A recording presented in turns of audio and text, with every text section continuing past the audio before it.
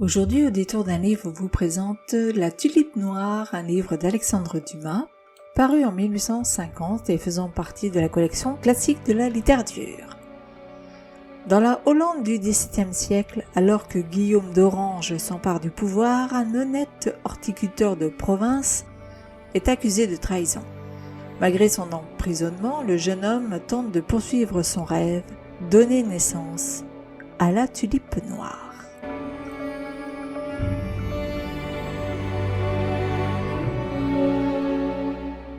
Pour ceux qui ont eu l'occasion de voir le film La Tulipe Noire avec Alain Delon, le livre d'Alexandre Dumas n'a rien à voir avec celui-ci, je vous dis tout de suite. Dans ce roman, il s'agit surtout de la fleur du même nom. L'histoire commence donc ainsi, à l'heure du règne de Guillaume d'Orange. Les frères de Witt, envoyés par Louis XIV et investigateurs d'un coup d'État, sont faits prisonniers puis lapidés par la populace. Le filleul de Cornelius de Witt, Cornelius Beller, ne veut pas se mêler de politique et préfère consacrer son savoir à élaborer la plus parfaite des tulipes, la tulipe noire. Mais il n'est pas le seul. Il a un concurrent en la matière, d'Isaac Boxtel, bien décidé à le faire perdre. Car le prix de la récompense pour cette fleur hors norme est de 100 000 florins. S'engage alors une bataille qui va mener Cornelius à la prison, piégé par son opposant. Mais Isaac Boxtel va vite déchanter quand il comprendra que le jeune homme a emmené avec lui les bulbes et qu'il les a confiés avant de mourir à Rosa, la fille du geôlier. Ici, vous l'aurez donc compris, tout tourne autour de la tulipe, une fleur originaire d'Asie, importée en Europe et devenue l'emblème de la Hollande.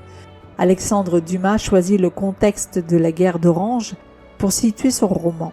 L'Espagne, où règne le petit-fils du roi de France, perd peu à peu sa titularité sur les Pays-Bas, qui tente de regagner ses prérogatives et son indépendance en menant Guillaume d'Orange au pouvoir contre les envoyés de Louis XIV.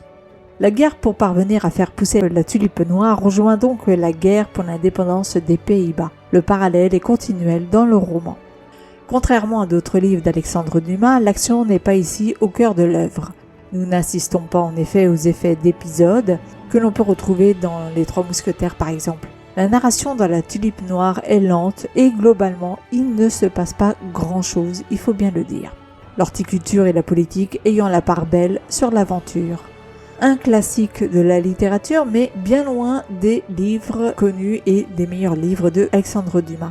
À noter que ce roman fut écrit avec Auguste Maquet, qui collabora avec Dumas sur la plupart de ses œuvres d'ailleurs.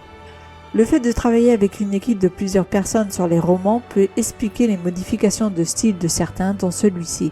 Dumas apportant la trame principale et les autres écrivant le contenu un peu à la manière d'un pool scénaristique d'aujourd'hui.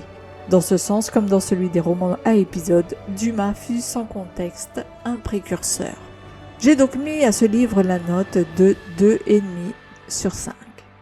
Si vous avez aimé cette chronique, n'oubliez pas de mettre un pouce vers le haut, de vous abonner à la chaîne si ça n'est déjà fait, et je vous dis à très bientôt pour une nouvelle lecture sur audétourdunlivre.com.